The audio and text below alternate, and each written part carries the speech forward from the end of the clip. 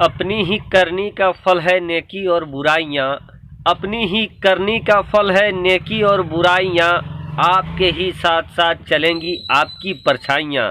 प्यारे दोस्तों, आप देख रहे हैं इरफानी नेटवर्क यूट्यूब चैनल और मैं हूं मोहम्मद इरफान, झारखंड।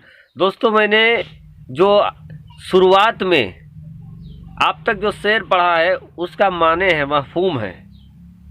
एक ज़बरदस्त खबर इस समय वायरल हो रही है सोशल मीडिया में, और यकीनन ये मुसलमानों के लिए बाइस मुसर्रत है, क्योंकि नबी का गद्दार, नबी का दुश्मन, देश का दुश्मन, शांति का दुश्मन, अमन का दुश्मन, भाईचारे का दुश्मन वसीम रिजवी, जो फिलहाल जितेंद्र नारायण सिंह त्यागी बन गया है। दोस्तों, इस इंसान से जुड़ी एक ऐसी खबर निकलकर सामने आ रही है दोस्तों, सबूत के साथ, सबूत भी दिखाऊंगा ताकि आप लोग ये मान जाएंगे कि ये बात बिल्कुल सही है।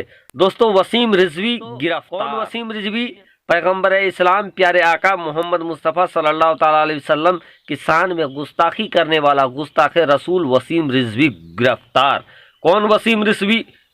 कुरान मुकद्दस के शान में नाजेबा कलाम करने वाले और कुरान मुकद्दस के 26 आयतों को कुरान मुकद्दस से हटवाने के लिए सुप्रीम कोर्ट जाने वाले वसीम रिजवी उर्फ जितेंद्र नारायण सिंह त्यागी गिरफ्तार। कैसे दोस्तों? प्रशासन ने उसको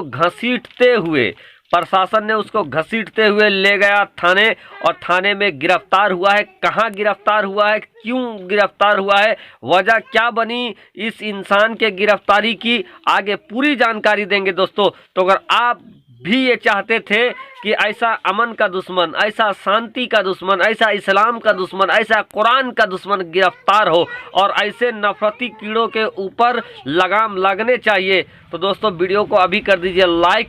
पूरी जानकारी देंगे कैसे सुप्रीम कोर्ट के हथौड़ा चलने के बाद इसके ऊपर गिरफ्तारी का खतरा मंडरा रहा था और आखिरकार वो गिरफ्तार हो गया। दोस्तों, इसकी जानकारी खुद वसीम रिजवी उर्फ जितेंद्र नारायण सिंह त्यागी ने अपने ट्विटर हैंडल से दिया है दोस्तों। उसको हम पढ़ के भी बताएंगे और दिखाएंगे भी। छोटा सा 10 सेकंड का वीडियो भी उसने अपलोड किया था, तो पूरी जानकारी देंगे। लेकिन दोस्तों, आखिर बुरे काम का बुरा नतीजा होता है, जो बुरा काम करता है उसका नतीजा भी बुरा होता है। वसीम रिजवी मुसलमानों के खिलाफ लगातार षड्यंत्र रच रहा था। वसीम रिजवी कुरान मुकद्दस के खिलाफ लगातार षड्यंत्र रच रहा था। वसीम रिजवी मुसलमानों के खिलाफ एक दूसरे कौम, दूसरे फिरके को भड़काने और भड़काने की कोशिश कर रहा था।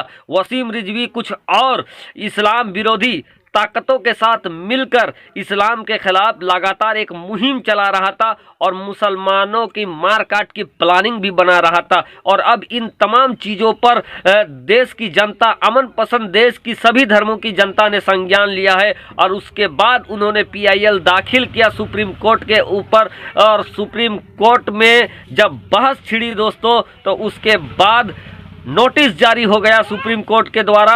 और जब सुप्रीम कोर्ट के द्वारा नोटिस जारी हुआ, तो उसके बाद दबाव में आ गई उत्तराखंड की सरकार, और उत्तराखंड धर्म संसद के मामले में वसीम रिजवी की गिरफ्तारी हो गई है उत्तराखंड में ही। जी हाँ दोस्तों, उत्तराखंड धर्म संसद आपने देखा पिछले दिन विवादों में रहा। उसी विवादित धर्म संसद में विवादित बोल की वजह से वसीम रिजवी को गिरफ्तार किया गया है। और यकीनन दोस्तों, अब जब एक बार गिरफ्तार हुआ है तो इसके पोल खुलेंगे, और इसने जो नफरत फैलाने का एक धंधा बना लिया था, वो तमाम धंधा लोगों के सामने आएंगे। पूरी और जानकारी देंगे दोस्तों, तो इस वीडियो में बने रहे। वसीम रिजवी ने क्या लिखा है अपने ट्विटर अकाउंट से, वो भी आपको बताएंगे आगे, तो बने रहे, जरा से भी हटे ना। आखिरकार नफरत फैलाना भारी पड़ गया वसीम रिजवी को। दोस्तों, वसीम रिजवी ने खुद से अपने ट्विटर हैंडल से ये जानकारी दिया है, जो आप देख सकते हैं। जितेंद्र त्यागी के नाम से उसका ट्विटर हैंडल चलता है, जिस पे लिखा है, इस वक्त मुझे हरिद्वार जिला कारागार में डाला गया है, जो मैंने कहा ही नहीं उस अपराध के लिए। यानी अब ये घिनघिना रहा है, हिनहिना रहा है वसीम रिजवी अपने ट्विटर हैंडल से। अब वसीम रिजवी तो नहीं कहा जा सकता, चूँकि इसने धर्म परिवर्तन कर लिया है।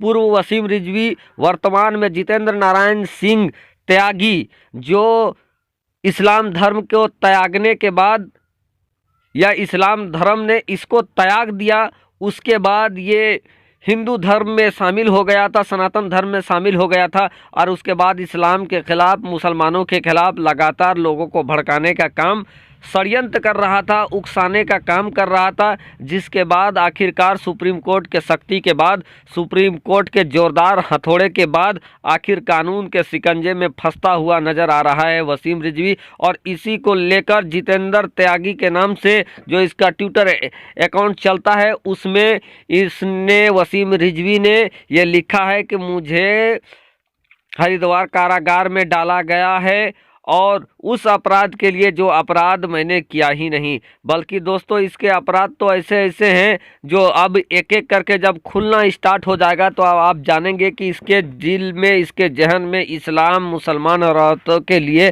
किस कदर नफरत फैला हुआ है। और यकीनन दोस्तों, नफरत फैलाने वालों का जगह कारागार सबसे अच्छा जगह है।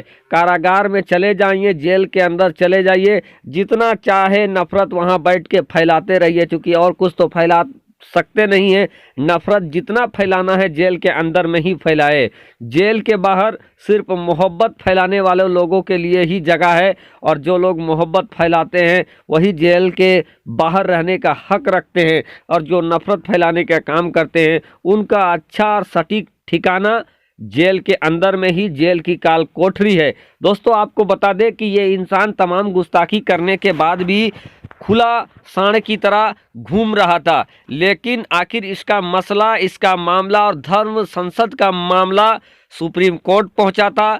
माननीय सीजीआई श्री रमना के सामने तमाम इसके पोल खोले गए। कपिल सिब्बल, माननीय कपिल सिब्बल और पटना हाईकोर्ट की पूर्व जज के द्वारा पीआईएल दाखिल किया गया था। एक मुस्लिम पत्रकार के द्वारा भी पीआईएल दाखिल किया गया था सुप्रीम कोर्ट में। पूरा जीरा बहस चला और उसके बाद आखिर तमाम जब पोल खोले गए, तमाम नफरती वीडियो और सारे एविडेंस जब माननीय अदालत में रखा गया, माननीय अदालत ने इन चीज़ों को देखने के बाद एक एक करके सबको नोटिस जारी किया था। हरिद्वार सरकार को, हरिद्वार प्रशासन को, दिल्ली प्रशासन को नोटिस करके वो जवाब तलब किया गया था। साथ ही साथ हरिद्वार में जो धर्म संसद आयोजित करने वाले आयोजनकर्ता थे उन लोगों को भी नोटिस जारी किया गया था। और जब दोस्तों प्रशासन के ऊपर दबाव लगा, प्रशासन को ये लगा कि अगर हम अब सख्ती नहीं करेंगे तो कहीं गाज हमारे ऊपर ना गिर जाए, कहीं हमारा नौकरी ही खतरे में ना पड़ जाए,